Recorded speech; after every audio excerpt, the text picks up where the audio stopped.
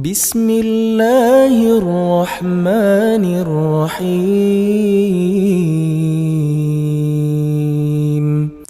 Bismillahirrahmanirrahim. Assalamualaikum warahmatullahi wabarakatuh. Alhamdulillahilladzi ba'atha fil ummiyina rasulan minhum yatlu alaihim ayatihi wa yuzakkihim wa yu'allimuhumul kitaba wal hikmah wa in kanu min qablu lafi dhalalin mubin. Wa ashhadu an la ilaha illallah al-malikul haqqul mubin wa ashhadu anna Muhammadan abduhu wa rasuluhu sadiqul wa'dil amin. Wassalatu wassalamu ala asyrafil anbiya'i wal mursalin wa ala alihi wa ashabihi ajma'in wa man tabi'ahum bi ihsanin ila yaumiddin wa ba'd.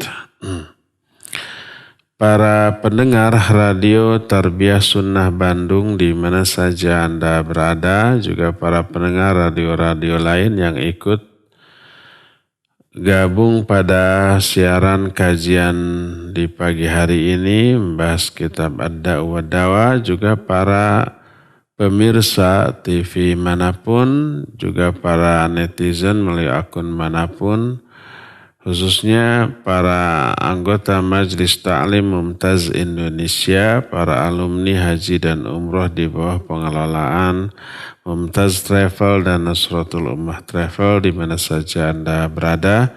Alhamdulillah kembali kita berjumpa melanjutkan kajian Ad-Da'u wad-Dawa. Kita masih sedang berbicara tentang dampak buruk dari dosa dan maksiat. Pertemuan hari Senin yang lalu kita sudah menjelaskan salah satu dampak dosa dan maksiat itu adalah melahirkan banyak kerusakan di muka bumi ini dari berbagai macam aspek. Salah satu di antara dampak buruk dari maksiat adalah padamnya ghirah terhadap agama ini dalam hati kita. Nggak ada lagi rasa cemburu terhadap agama. Agama dilecehkan, agama diabaikan, agama direndahkan, termasuk oleh dirinya sendiri, sehingga kepedulian terhadap pengamalan agama itu kurang. Dan ini salah satunya diakibatkan dari banyaknya dosa dan maksiat yang dilakukan oleh manusia. Berkata Imam Ibnu Qayyim rahimahullah, wa min uqubati dzunub annaha tudfi'u minal qalbi naral ghairah allati hiya lihayatihi wa salahihi kal hararatil ghariziyah lihayati jamil badan. Di antara sanksi atau efek buruk dari dosa-dosa adalah dia akan mematikan di dalam hati kita api ghirah, yang fungsi api ghirah bagi kehidupan dan kemaslahatan ini taubahnya bagaikan suhu tubuh kita bagi seluruh badan kita. Salah satu di antara fungsi suhu tubuh itu, panasnya adalah bisa mengeluarkan berbagai macam keburukan, racun umpamanya, hal-hal yang tidak dibutuhkan oleh tubuh. Demikian juga ghirah terhadap agama ini bisa mengeluarkan, membuang sifat-sifat yang tercela, keburukan-keburukan karakter dari diri kita. Seperti contohnya umpamanya seseorang yang tidak memiliki ghirah karena abai terhadap agama, karena lalai terhadap perintah Allah, melanggar larangan Allah karena dosa dan maksiat, itu munculnya umpamanya sikap tidak peduli kepada agama ini. Munculnya sikap dayuth, seorang suami terhadap istrinya. Istrinya mau mengumbar aurat, istrinya mau salaman sama laki-laki lain, bergaul bebas sama laki lain, istrinya mau umpamanya berdandan, memperlihatkan kecantikan bagi laki-laki lain, gak peduli, gak ada rasa cemburu di dalam hatinya. Itu adalah karena tidak memiliki ghirah terhadap agama ini, tidak memiliki rasa cemburu terhadap ajaran, aturan agama ini. Itu adalah karakter buruk.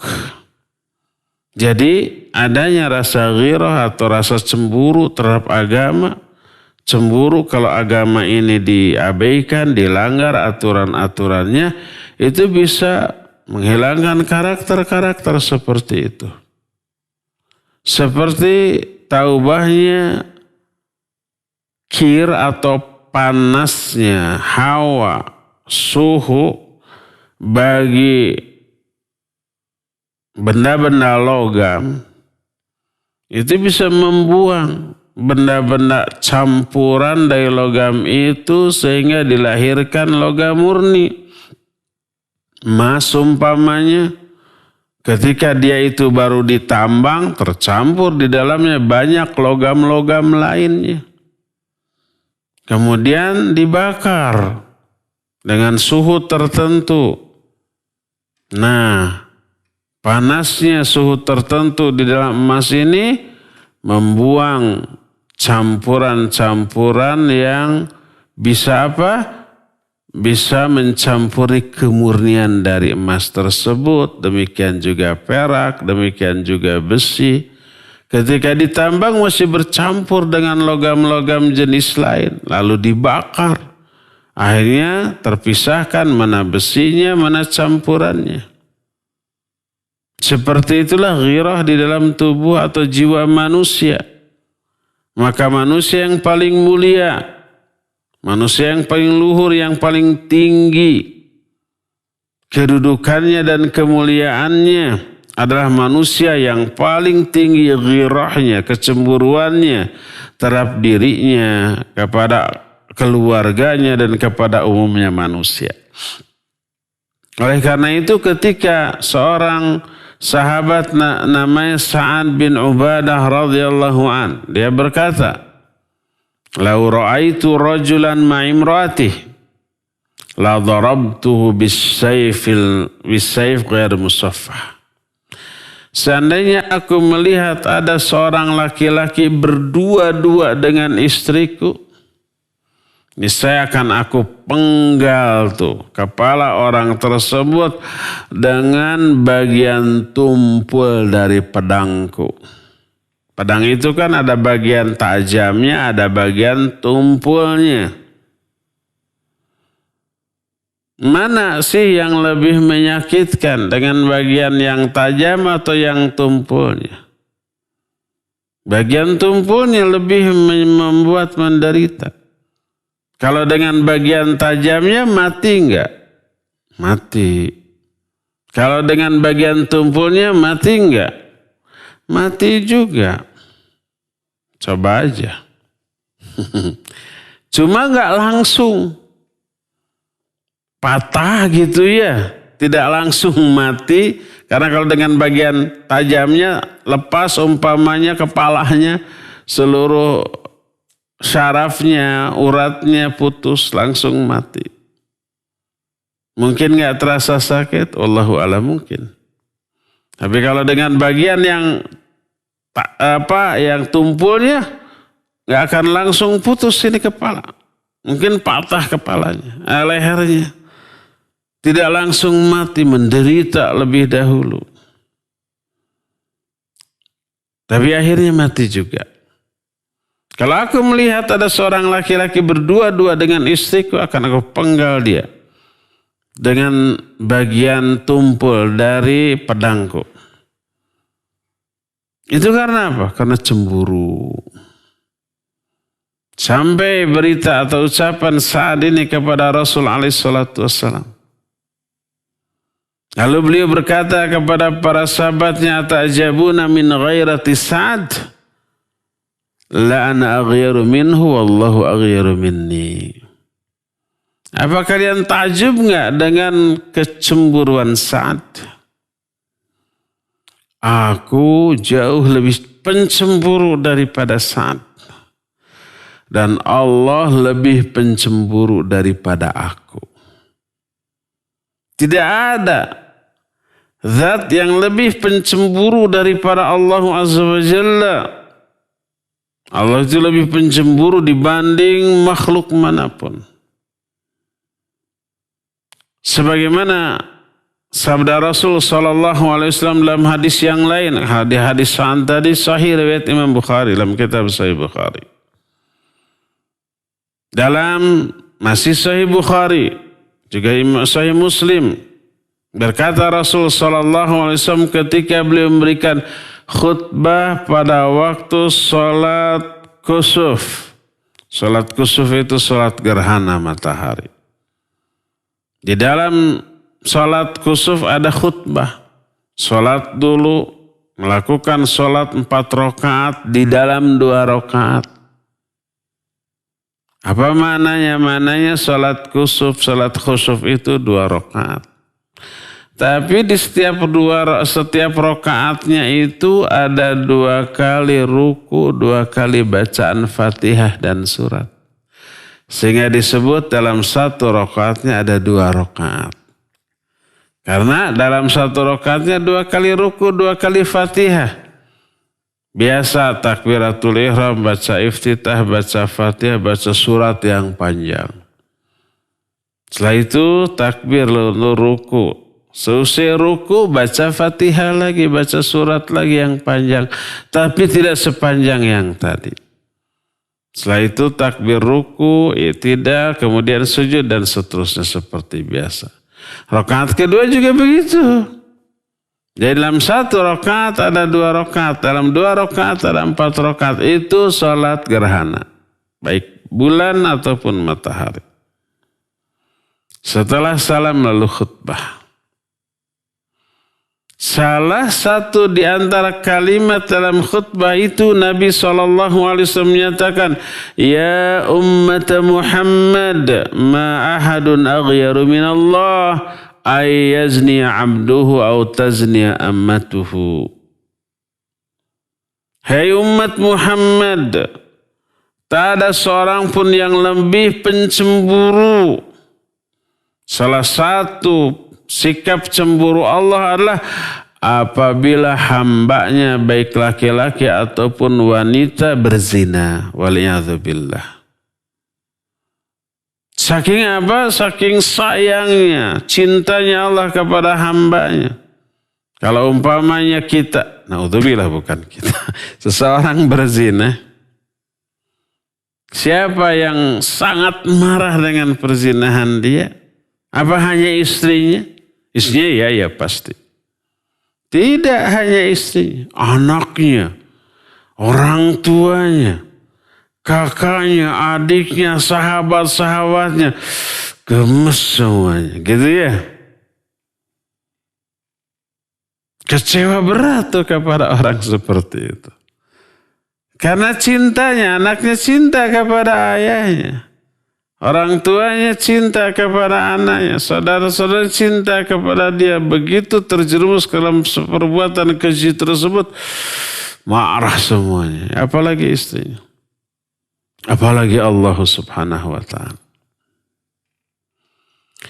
Masih di dalam kitab Sahih Bukhari dan Sahih Muslim bersabda Rasul sallallahu alaihi wasallam, kata beliau, la ahada aghyaru minallah min ajli dhalik harramal fawahish ma zahara minha wa ma batan wa la ahadun ahabu ilaihi al-udhru minallah min ajli dhalik arsalar rusula mubashirina wa mundzirin wa la ahadun ahabbu ilaihi al-madhu min Allah min ajli dzalik athna ala nafsih. Kata Rasul sallallahu alaihi wasallam, tidak ada seorang pun yang lebih pencemburu daripada Allah. Karena hal itulah Allah haramkan al-fawahish, perbuatan-perbuatan keji baik yang zahir ataupun yang batin, yang nampak ataupun yang tersembunyi, semua perbuatan keji Allah haramkan. Kenapa? Karena cemburunya Allah Azza wa Jalla kepada hamba dengan kadar kecemburuan yang paling besar. Dan tak ada seorang pun yang lebih mencintai uzur daripada Allah.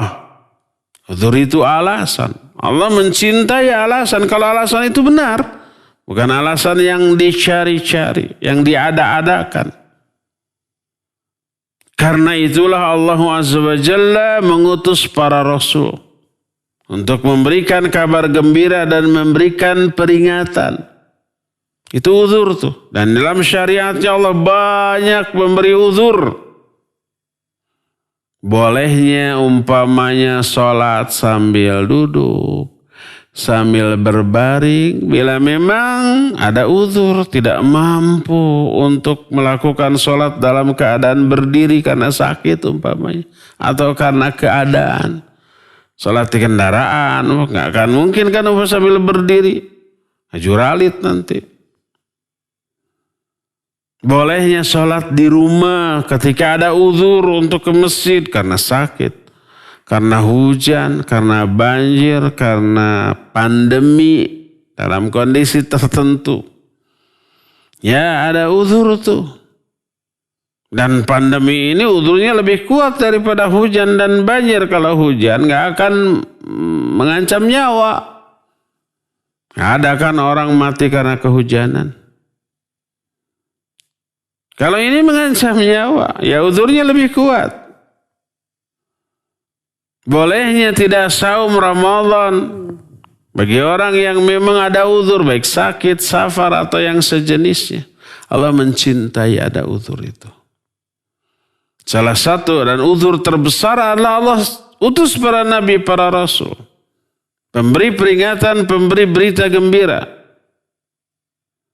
Allah paling mencintai alasan dan mentolerir sebuah perbuatan yang sebenarnya terlarang tapi dilaksanakan karena ada uzur, ditolerir.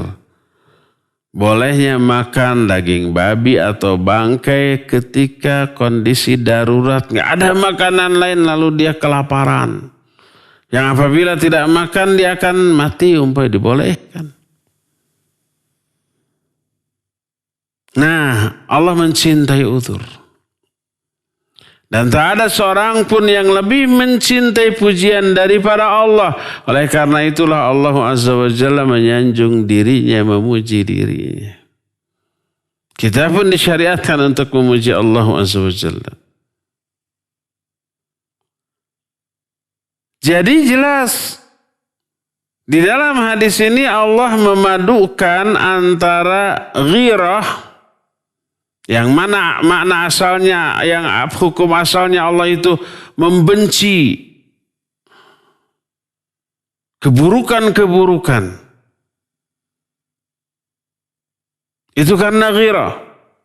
Dan mencintai uzur.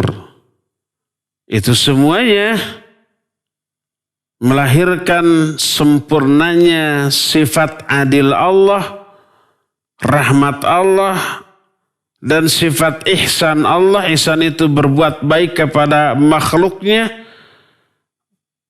Allah itu selain dia ini sangat memiliki kadar kecemburuan yang besar, tapi mencintai uzur bagi seorang hamba. Allah menerima uzur orang-orang yang memang memiliki uzur. Tidak dihukum pahalanya tetap utuh. Umpamanya orang yang biasa pergi ke masjid untuk menunaikan sholat berjamaah di masjid, lalu karena ada uzur dia sholat sendirian di rumah, pahala sholat berjamaahnya tetap utuh, tak berkurang sedikit pun. Orang umpama yang biasa sholat sambil berdiri ketika sehat, lalu ketika ada uzur sakit dia sholatnya sambil duduk atau sambil berbaring bahkan, pahalanya tetap utuh sama dengan sholat sambil berdiri. Begitulah seterusnya. Orang terbiasa umpamanya saum Senin Kamis atau saum Arafah atau saum Muharram. Suatu saat pas Senin pas Kamis ada uzur. Baik uzur karena sakit atau karena safar. Pahala saumnya tetap utuh. Pas setiap Muharram umpamanya tanggal 10 dia selalu saum. Pas hari Arafah tanggal 9 umpamanya dia selalu saum. Pas saat itu tanggal 9 Arafah, 9 Dzulhijjah atau 10 Muharram dia ada uzur sakit umpamanya. Atau karena safar umpamanya nggak bisa saum, pahalanya tetap dapat utuh. Tidak berkurang sedikit pun. Saking cinta uzur dan menerima uzur. Maka Allah Azza wa Jalla tidak akan mengadab seorang hamba karena kesalahan yang dilakukan karena uzur. Seperti tidak sholat berjamaah adalah sebuah kesalahan. Kalau tanpa uzur. Tapi ada uzur maka menjadi boleh. Seperti saum Ramadan umpamanya wajib. Kesalahan besar kalau tidak saum di bulan Ramadan di siang hari. Tapi karena ada uzur maka dia tidak saum. Maka Allah tidak akan mengadab. Jadi karena itulah Allah mengutus para rasul, para utusannya dan menurunkan kitab-kitabnya sebagai indar dan i'dzar. Indar itu peringatan, i'dzar itu uzur, alasan. Kalau sudah diutus para nabi, para rasul, orang masih durhaka, nggak ada uzur lagi itu. Dihajar orang itu habis-habisan. Inilah puncak kemuliaan Allah, puncak sifat ihsan Allah, puncak kesempurnaan Allah Subhanahu wa ta'ala. Nah, di antara hamba, di antara manusia ada yang memiliki sifat ghirah, tapi tidak sesempurna Allah Azza wa Jalla. Banyak manusia umpamanya karena kecemburuannya itu melahirkan karakter yang buruk, terlalu cepat memberikan hukuman, terlalu cepat memberikan keputusan tanpa menerima adanya uzur dari orang yang dia tuduh tersebut. Dia langsung menuduh karena kecemburuan.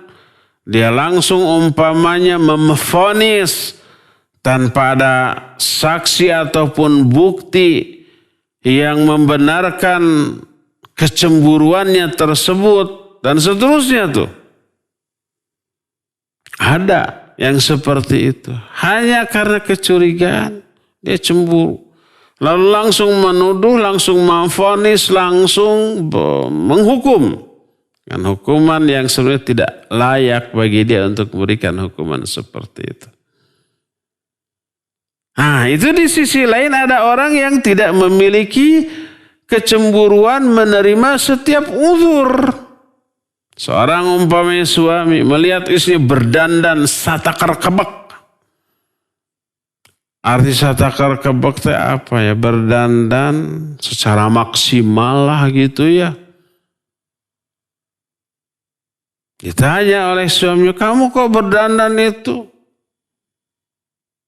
seperti itu berlebihan. Sehari-hari di hadapan saya nggak pernah berdan.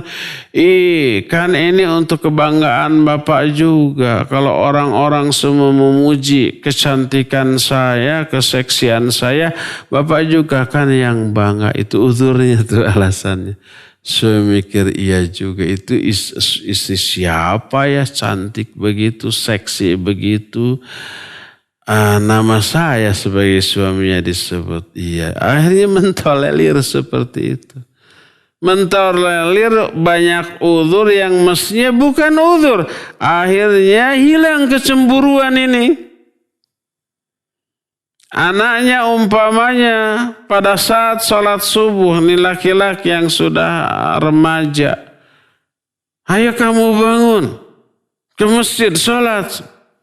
Anaknya memberi uzur, Pak ngantuklah, apa-apa, ini kan gak sekolah, sekolahnya daring nanti. Gak harus berangkat, tadi malam habis mengerjakan tugas sampai malam. Nantilah sebentar lagi, oh iya sok atuh tidur aja dulu. Dibiarkan gak sholat subuh ke masjid. Menerima uzur yang sebenarnya bukan uzur. Itu gak ada rasa cemburu. Hilang kecemburuannya terhadap agama ini.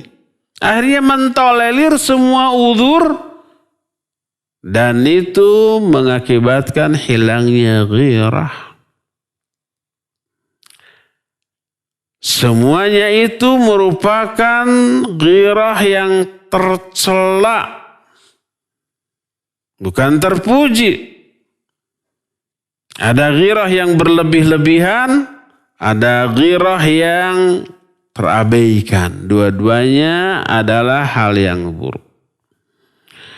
Berkata Rasul sallallahu alaihi wasallam, "Inna minal ghairah ma yuhibbuha Allah, wa minha ma yubghiduha Allah."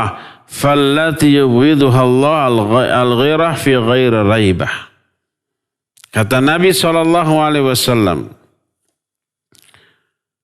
dalam salah satu hadisnya, beliau bersabda, sesungguhnya di antara ghirah, di antara rasa cemburu, ada yang dicintai oleh Allah dan ada juga yang dibenci oleh Allah Subhanahu wa taala. Adapun yang dibenci oleh Allah Subhanahu wa taala adalah ghirah yang hanya berupa tuduhan, hanya berupa sangkaan yang tidak dilandasi oleh keraguan-raguan sedikit pun. Hadis ini diriwayatkan oleh Imam Ahmad, Abu Daud, An-Nasai, Ad-Darimi, At-Tabrani dari Jabir dan yang lain-lainnya, tapi sanadnya dhaif. Lah kalau dhaif kenapa dibawakan? Karena ada penguat, ada syahid. Syahid itu penguat dari sahabat lain yang diriwayatkan oleh Imam Abdul Razak, Imam Ahmad, Imam Al-Hakim dari Uqbah bin Amir dengan sanad yang hasan, dengan sanad yang thiqat, sehingga hadis yang dhaif tadi karena adanya penguat terangkat menjadi hadis yang hasan li ghairihi dan makbul di kalangan para ulama. Jadi ada dua jenis kecemburuan yang dicintai oleh Allah Azza wa Jalla. Kecemburuan yang memang harus dicemburui. Setelah nyata-nyata adanya kesalahan atau adanya penyimpangan berdasarkan bukti, fakta, dan saksi. Baru tuh boleh dicemburui. Kalau tidak ada uzur boleh ditindak, dihukum, diberi sanksi. Kalau ada uzur dan uzurnya benar, toleran, ditolerir, dimaklumi. Tapi kalau tidak ada fakta, bukti, saksi, hanya berdasarkan syakwa sangka, hanya berdasarkan dhann, inna dhanna la yughni minal haqqi syai'a. Dzon itu tidak bisa dipakai sebagai bukti untuk menetapkan kebenaran. Iyyakum wadh-dhanna fa inna dhanna akdzabul hadits. Hindarkan oleh kamu dzon, berprasangka tanpa bukti saksi. Karena dzon itu, prasangka itu sedusta-dusta ucapan. Ijtanibu katsira minadh-dhann, inna ba'da dhanni itsam. Jauhi kebanyakan prasangka karena sebagian prasangka itu dosa. Prasangka yang dosa itu yang nggak ada bukti, nggak ada saksi, nggak ada fakta, hanya berdasarkan kecurigaan. Nah, oleh karena itulah maka itu yang tercela. Apalagi sudah dzon, suudzon, nila langsung muncul kecemburuan, langsung memvonis, menuduh, memberi sanksi. Double, bukan double lagi, triple dosanya. Bukan triple lagi, kalau 4 apa sebutannya? Double 2, triple 3, kalau 4 apa?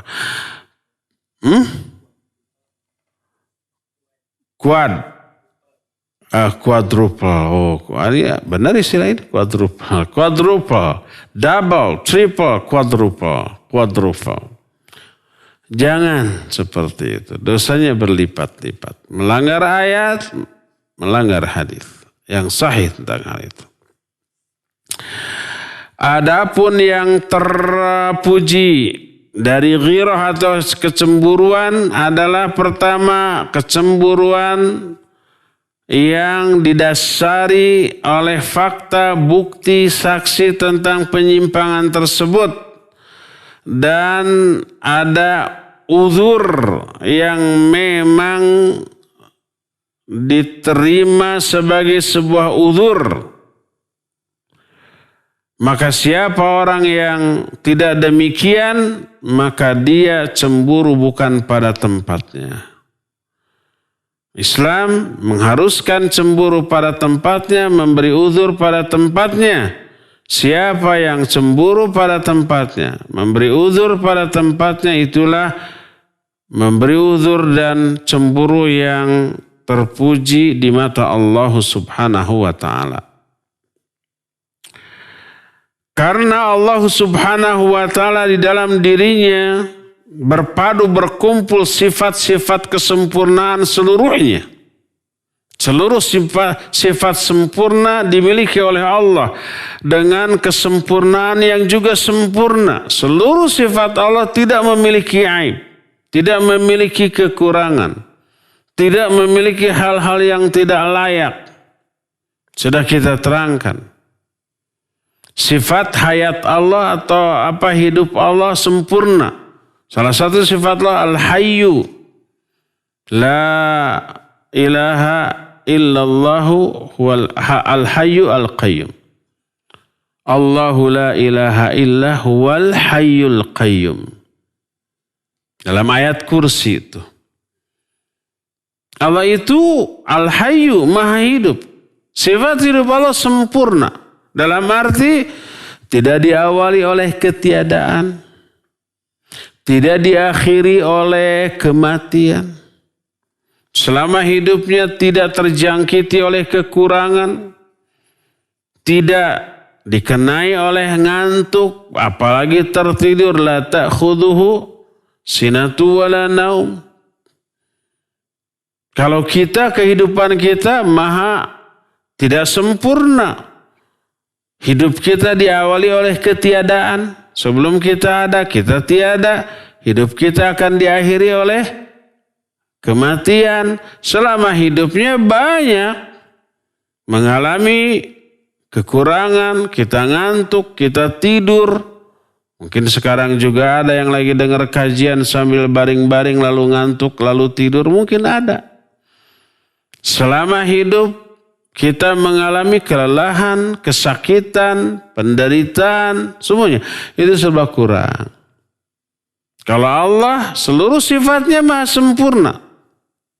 Tidak memiliki aib, kekurangan. kekeliruan dan penyimpangan. Karena itulah Allah satu-satunya zat yang paling layak dipuji dari segala aspek oleh setiap makhluknya. Tak ada seseorang pun, sesuatu pun di kalangan makhluknya yang layak dipuji sebagaimana mestinya. Seperti pujian untuk Allah. Bahkan sebagaimana Allah memuji dirinya, menyanjung dirinya, karena kesempurnaan sifat-sifatnya, maka sifat cemburu Allah subhanahu wa ta'ala pun begitu sempurna. Dalam arti tawassut antara cemburu yang tercela dengan cemburu yang banyak terlalu mentolerir semua hal yang sebenarnya tidak layak untuk ditolerir. Cemburu Allah itu sempurna di tengah-tengah. Kalau kita manusia ada cemburu yang berlebih-lebihan. Ada yang mengabaikan kecemburuan, ya biarlah. Wajarlah begitu. Memang masa-masanya. Normal lah. Biarkan saja, nanti juga berubah. Mentolerir setiap kesalahan, kekeliruan karena kurangnya rasa cemburu. Pokoknya manusia tidak sempurna di dalam memiliki sifat cemburu dengan kadar yang mestinya pas. Ini ada kalanya kurang, ada kalanya berlebih-lebihan. Maka siapa orang yang sesuai dengan Allah dalam salah satu di antara sifat-sifatnya dengan kadar yang pas, maka dia akan tertuntun. Sifatnya yang mulia itu akan menuntun dia ke arah kebenaran, ke arah yang Allah subhanahu wa ta'ala ridhoi, ke arah yang bisa mendekatkan dia kepada rahmat Allah subhanahu wa ta'ala, sehingga dia menjadi orang yang dicintai oleh Allah subhanahu wa ta'ala. Allah itu rahim dan mencintai orang-orang yang penyayang. Allah itu karim dan mencintai orang-orang yang dermawan. Allah itu alim, berilmu dan mencintai ilmu dan para ulama. Allah itu maha kuat dan lebih mencintai mukmin yang kuat dibanding dengan mukmin yang lemah. Al-mu'minu qawiyyu ahabbu ilallahi minal mu'minid dhaif. Seorang mukmin yang kuat itu lebih Allah cintai daripada mukmin yang lemah. Allah itu maha pemalu. Innallaha hayyun karim yuhibbul haya. Allah itu maha pemalu dan Allah mencintai sifat malu ini. Salah satu sifat malu Allah itu adalah Allah malu kalau ada seorang hamba yang meminta kepada Allah dengan mengangkat kedua tangannya, ayyaruddahu makhabi'atain. Lalu oleh Allah ditolak, tidak dikabulkan. Allah malu, makanya dikabulkan. Allah itu maha indah. Innallaha jamilun yuhibbul jamal. Allah itu maha indah dan mencintai setiap keindahan. Allah juga witir dan mencintai witir atau hal-hal yang ganjil. Dan banyak lagi ungkapan-ungkapan yang senada dengan itu. Oleh karena itulah maka cemburu kita ini harus dijaga agar proporsional. Memiliki cemburu yang besar terhadap agama ini. Ketika agama ini terabaikan oleh siapapun, dilanggar agama ini oleh orang yang terdekat dengan kita, kita wajib cemburu. Dengan kadar cemburu yang pas, tidak berlebih-lebihan, tapi tidak juga terlalu mentolerir setiap penyimpangan tanpa uzur syar'i. Nah, ketika orang berdosa, bermaksiat, maka hilanglah kecemburuan terhadap agama ini. Minimalnya berkurang. Orang-orang sekitarnya mau sholat mau tidak peduli amat. Ada nggak orang tua? Anak-anaknya tidak sholat atau sholat tapi mengabaikan, tidak ke masjid atau belang betong atau umpamanya menunda-nunda dari waktunya, dari awal waktu dibiarkan. Biarlah masih anak-anak, masih remaja, sedang memang senang-senangnya main-main, biar hilang tuh rasa cemburu terhadap agama ini dalam kehidupan keluarganya. Hilang atau menurun rasa ghirah di dalam hatinya terhadap agama ini. Istrinya berdandan menor keluar, dibiarkan sendiri safar, dibiarkan, nggak ada ghirah terhadap agamanya dalam kehidupan istrinya. Itu karena dosa dan penyimpangan. Seandainya dosa dan maksiat ini tidak melahirkan keburukan lain bagi para pelakunya kecuali hanya sifat ini saja, hilangnya ghirah, maka cukuplah itu sebagai sanksi yang sangat besar. Karena tidak adanya ghirah terhadap agama ini membahayakan dia, membahayakan kehidupan si pemilik dari dosa dan maksiat tersebut. Gak ada ghirah terhadap agama, abai dia terhadap agama.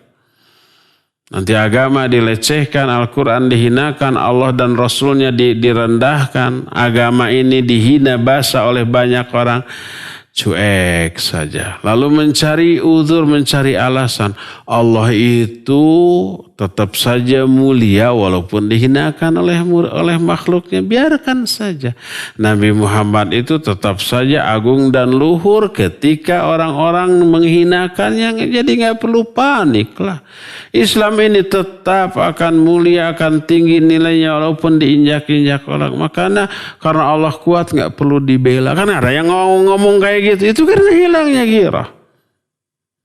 Dia lupa terhadap ayat intan surullah yansurukun liya'lamallahu ma yansuruhu wa rasulahu, gitu ya.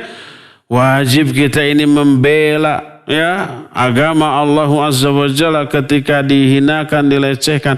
Bahkan wajibnya agama ini ditegakkan di kalangan keluarga kita ketika keluarga kita mengabaikannya. Qu anfusakum wa ahlikum nar. Arti jaga dirimu dan keluargamu dari api neraka. Allimuhumul kitab was sunnah. Ajarkan kepada mereka agama ini.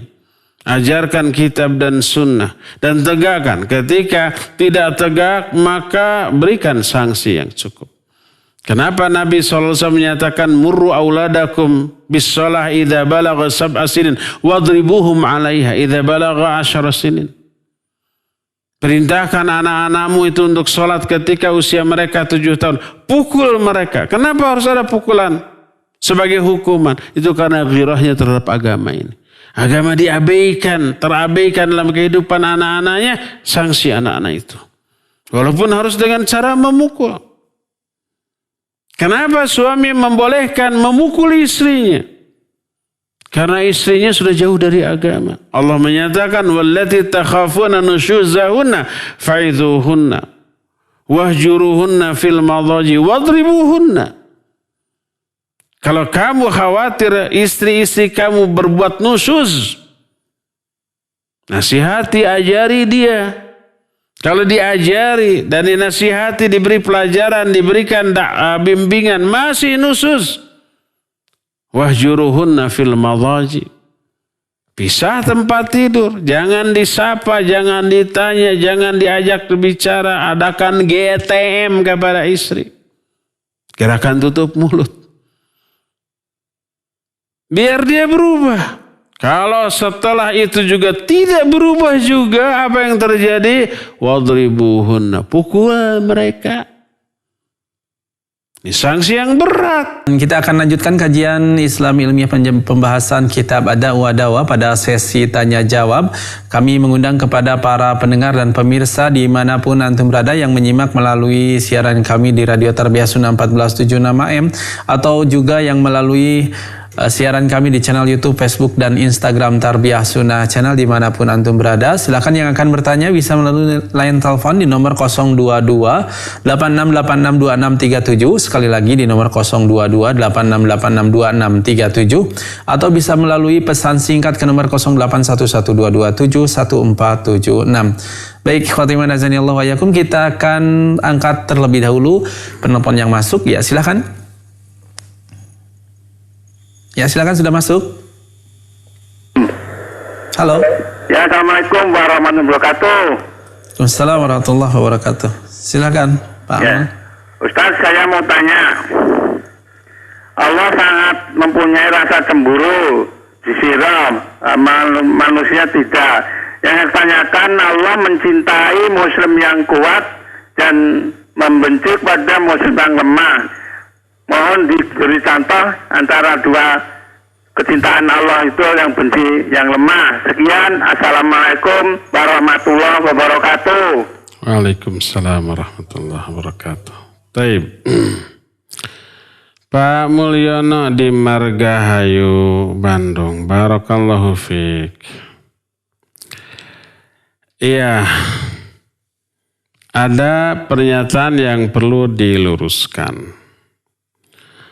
Hadis Nabi SAW yang saya bawakan tadi, bahwa Allah itu lebih mencintai orang mukmin yang kuat daripada yang lemah.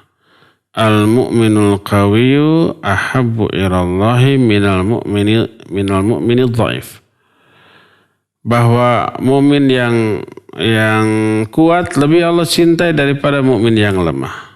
Wa fi kullin khairun. Dan di dalam kedua-duanya ada kebaikan. Dalam mukmin yang lemah ada kebaikan, itu imannya. Dalam mukmin yang kuat ada kebaikan, imannya dan kekuatannya.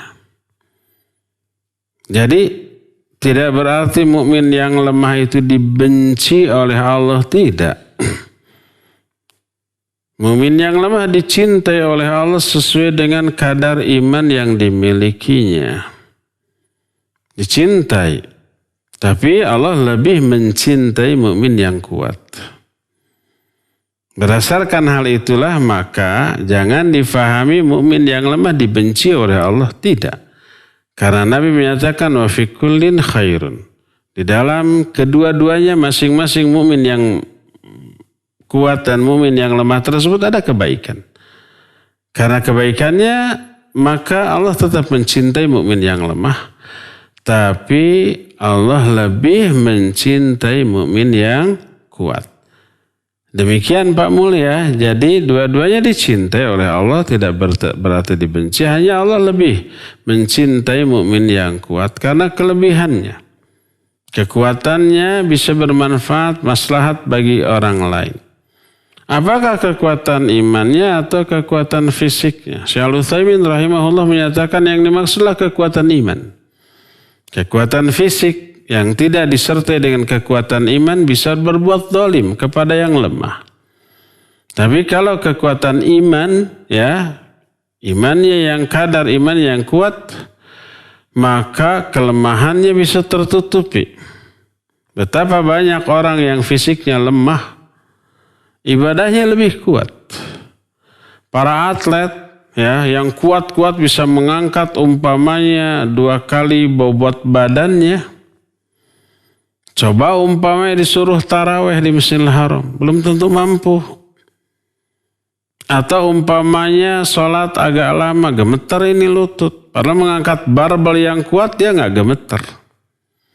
Tapi seorang kakek yang lemah, dia bertahan kuat sholat yang lama.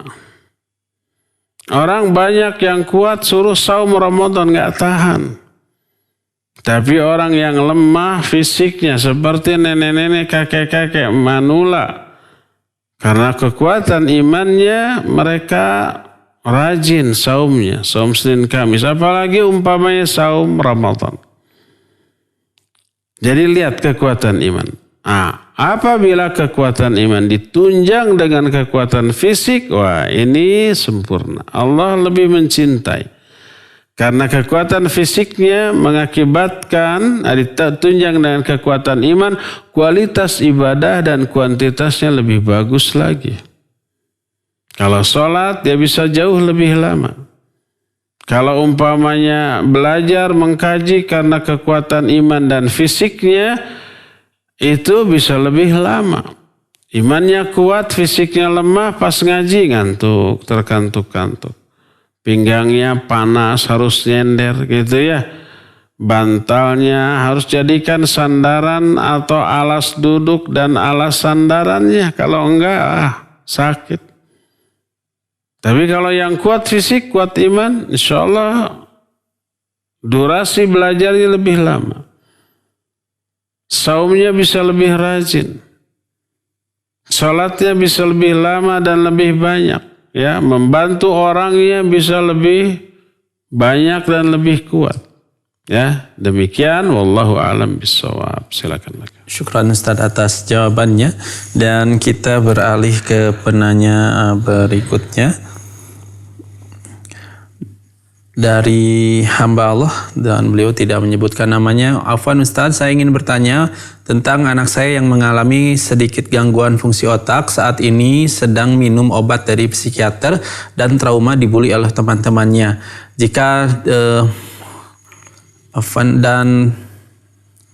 Masya Allah, membuat dia sering was-was dalam wudhu, bahkan wudhunya itu banyak yang tidak sesuai dengan sunnah, diulang-ulang, air dihambur-hamburkan, dan di kamar mandi pun jika mandi akan sholat lama, jadi sholatnya di akhir waktu. Dan mohon pencerahannya Ustadz tentang hukum ibadah sholat atau ibadah apapun untuk anak kami ini. Usianya saat ini sudah 21 tahun. Saya sangat kepikiran sekali tentang ibadahnya dia Ustadz, sampai-sampai saya juga terkena penyakit lambung, insomnia dan kecemasan yang berlebih.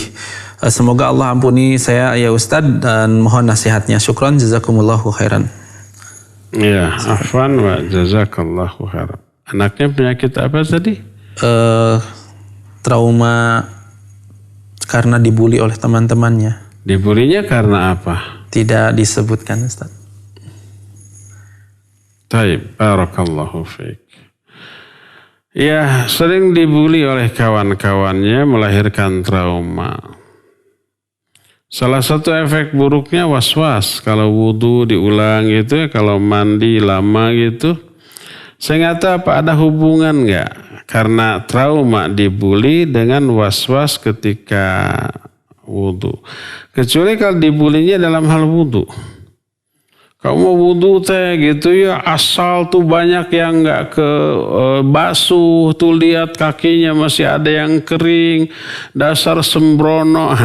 Akhirnya mungkin saya kalau yang dibulinya karena tata cara wudhu yang salah, yang keliru. Mandi, kamu udah mandi tuh lihat tuh, dakinya masih tebal. Akhirnya dia trauma, akhirnya kalau mandi sampai lama, sampai sejam, sampai bersih, airnya sampai 1 drum untuk sekali mandi.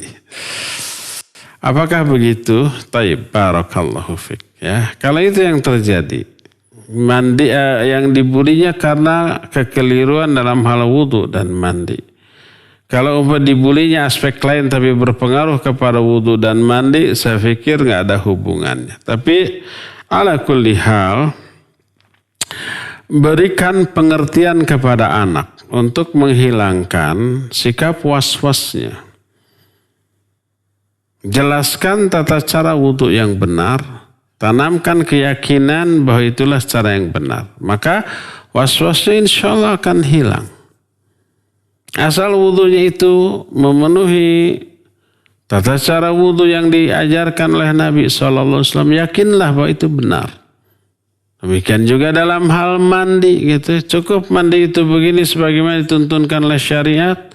Selebihnya abaikan. Tanamkan itu. Yakinkan itu dalam dirinya. Maka insya Allah was-wasnya ini akan hilang.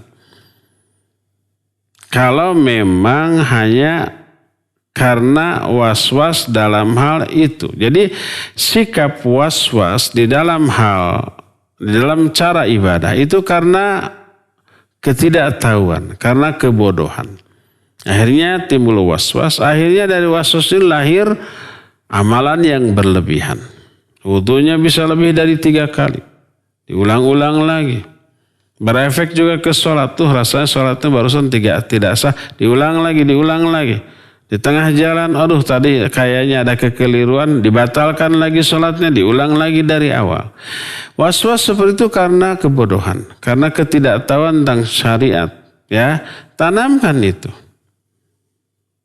Luruskan pemahamannya. Konsep berfikirnya tentang sah tidaknya sebuah ibadah. Luruskan. Ajarkan kepadanya rukun dan syarat sebuah ibadah agar sah. Sudah cukup.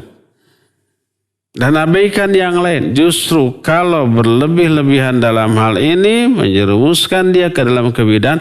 Itu yang justru akan mengundang dosa dan azab. Tanamkan saja. Ya. Itu perkara yang pertama. Perkara yang kedua, bulian teman-temannya. Coba lihat aspek apa yang dibuli dari kawannya, perkuat dari sisi itu. Yang pertama, kuatkan mental anaknya. Kedua, kuatkan sisi atau aspek kelemahan yang membuat dia dibuli oleh kawan-kawan. Sehingga lahir sikap percaya diri. Ya. Kecuali kalau dibulinya dia karena kondisi kekurangan dari aspek fisik, umpamanya afwan ada cacat, ya itu memang tidak bisa diperkuat, diluruskan. Tapi minimal mentalnya diperkuat. Dengan memperkuat mentalnya muncul kepercayaan dirinya ketika dibuli, maka dia insya Allah akan kuat. Itu yang kedua. Ketiga, ya. Tanamkan kepada dia keuntungan ketika dibuli. Dibuli adalah dizalimi. Walaupun kezaliman itu berdasarkan fakta dari keadaan yang dialami oleh kita. Umpama kita ada kekurangan itu fakta. Lalu dibuli, dizalimi dari aspek itu. Itu tanamkan kepada dia. Yang dibuli, yang dizalimi itu untung. Tidak rugi. Ruginya ada. Mungkin sakit hati. Tapi keuntungan jauh lebih banyak. Apa sih keuntungannya? Coba jelaskan kepada dia. Pertama, orang yang dizalimi termasuk dibuli. Dosanya otomatis gugur. Tanpa harus bertobat dari dosa tersebut, gugur tuh. Karena itu musibah. Secara psikis. Setiap kesedihan, keresahan, kegelisahan, ketidaknyamanan hati itu menggugurkan dosa. Kedua nih, pahala kesabaran bertambah. Sabar atas penderitaan itu amal soleh, ibadah yang agung. Dan setiap amal soleh itu diberi pahala. Dan pahala kesabaran itu tidak dihitung dengan angka. Allah kalau membalas sebuah kebaikan biasanya nyebut angka 10 kali lipat, 700 kali lipat gitu ya. Tapi untuk kesabaran tidak Allah sebut angka. Digelontorkan dengan jumlah yang jauh lebih besar. Allah menyatakan, innama yuwaffas sabiruna ajrahum bighairi hisab. Allah hanya akan memberikan pahala kepada orang yang sabar tanpa hisab, tanpa hitung-hitungan. 2. Ketiga, ini yang senjata. Doa orang yang dibuli, yang dizalimi itu makbul, diterima oleh Allah, dikabulkan oleh Allah. Nabi SAW menyatakan da'watul mazlum mustajabatun wa in kana fajira. Doa orang yang dibuli, yang dizalimi itu mustajab, dikabul walaupun dia ini orang durhaka. Orang durhaka tapi dibuli oleh orang lain berdoa, itu kena tuh. Bahkan orang kafir, ittaqu da'watul mazlum fa innahu laisa bainahu wa bainallahi hijab wa in kana kafir. Takutlah kamu kepada doa orang yang dizalimi. Karena gak ada penghalang antara doa orang itu dengan Allah. Sekalipun dia orang kafir. Ada orang kafir kita zalimi. Ya. Lalu orang kafir ini berdoa kepada Allah untuk keburukan kita. Bisa kena itu. Walaupun kita mukmin dia kafir. Tapi kita yang zalim bisa kena doanya kepada kita. Ini poin yang ketiga. Doa orang yang dizalimi itu mustajab. Subhanaka Allahumma wa bihamdik Ashhadu an la ilaha illa ant Astaghfiruka wa atubu ilaik.